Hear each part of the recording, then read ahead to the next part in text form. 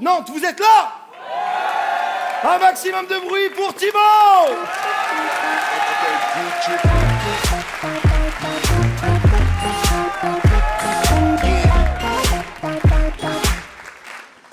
Dans ma tête, je dansais mieux que ça, je crois. Bonsoir à tous, je vais me présenter. Je m'appelle Thibaut, j'ai 20 ans et je suis pas gay. J'attendais pas spécialement de rire après cette phrase. Mais je vous dis ça parce qu'on me demande très souvent si je suis gay. On m'a encore demandé hier soir dans la rue, sous prétexte parce que je portais des chaussures à talons. Je trouve ça un petit peu réducteur personnellement. Mais je sais que tous les hommes de cette salle savent pourquoi je portais des chaussures à talons hier soir dans la rue. C'est quand votre mère, votre femme ou votre copine vous demande d'aller chercher les courses dans la voiture. Et qu'en vrai, t'as pas de paire de chaussures sous la main? À part une paire de talons en 42. Honnêtement, pour 2 minutes, t'es une princesse, tu vois. Donc moi, je suis allé chercher des courses comme ça. Dans ma tête, j'étais à la Fashion Week, j'étais une petite diva et tout. Et là, je reviens avec mes chaussures à talons et je croise le regard de ma mère et je vois qu'elle comprend pas. Donc j'étais obligé de lui expliquer. Je lui dis, non mais maman, si j'avais pas d'autre paire de chaussures sous la main. Non mais les boucles d'oreilles et le rouge à lèvres, c'était pour entrer dans le personnage, tu vois, tu comprends.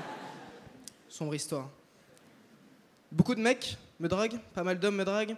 La dernière fois, il y avait un mec, mais qui était vraiment lourd et plutôt dégueulasse. Il me disait vraiment des trucs sales pour me draguer. Il me disait, ouais, tu vas me sucer l'orteil, je vais tellement te démonter, on te reconnaîtra plus. Je lui ai dit, papa, on est à table quand même. Attends le dessert au moins.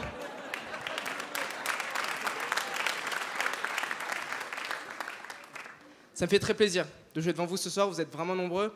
Et du coup, j'en profiter pour vous raconter un peu ce qui s'est passé dans ma vie ces derniers temps. Il y a 2 semaines, je me suis fait plaquer par mail. Vous rigolez, c'est l'adresse Wanadoo qui m'a largué. Donc, ah non, ça fait très bizarre. T'es posé chez toi, tranquille, tu reçois un mail, objet, casse-toi. Ah oui, d'accord. Mais le pire dans cette histoire, c'est pas le fait qu'elle m'ait plaqué par mail. Le pire, c'est sa phrase de conclusion du message. Parce qu'elle terminait son mail par « envoyé depuis mon Huawei ».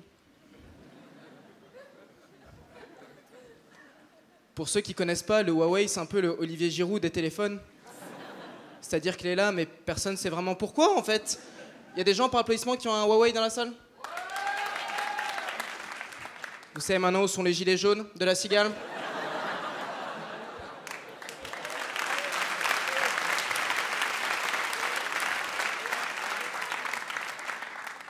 Je vous parle un peu de moi. Je viens de Paris à la base, mais j'ai déménagé à Nantes cette année en septembre pour faire mes études.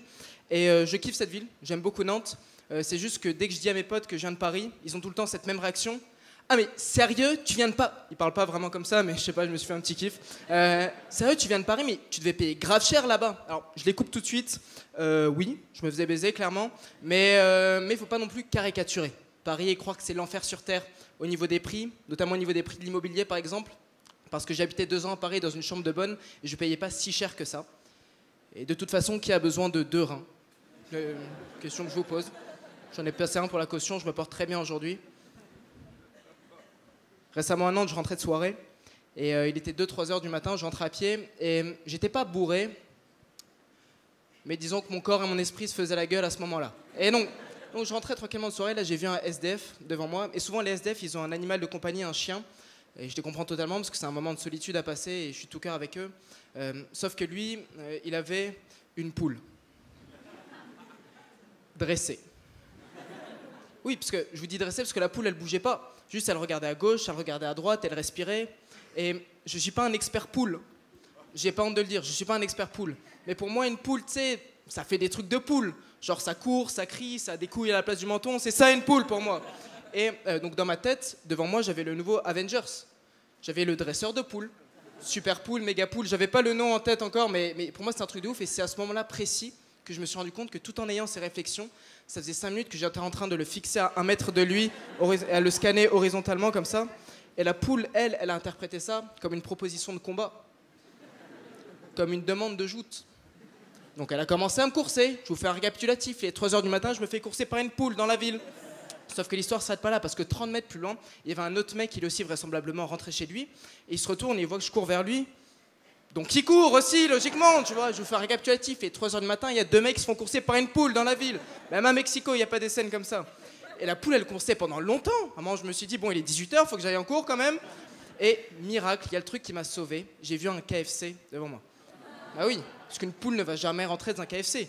Une poule dans un KFC, c'est comme le PSG en demi-finale. Ça n'a aucun sens, ça n'existe pas, tu vois. Il y a des fans de Paris dans la salle? Cher. La seule fan de Marseille qui applaudit. Bravo, bravo. Et tu vois, donc je suis entré dans le KFC. Et là, j'ai vu mon pote qui squatte tous les fast-food pour gratter le Wi-Fi toute la journée. Vous avez peut-être ce pote-là. C'est le mec qui est au chômage depuis 5 ans, mais qui fait toujours croire qu'il y a des projets de ouf qui arrivent. Sur Instagram, il met qu'il est entrepreneur. Vous voyez de qui je parle? C'est le mec, tu le croises en soirée, tu dis ouais, tu fais quoi dans la vie? Ah, mon pote, j'ai des projets, les gens, ils sont pas prêts. Ça arrive, mon pote, ils sont pas prêts, je vais tous les tuer. Jordan, t'es en slip un mardi midi, c'est toi qui es pas prêt. Merci à tous.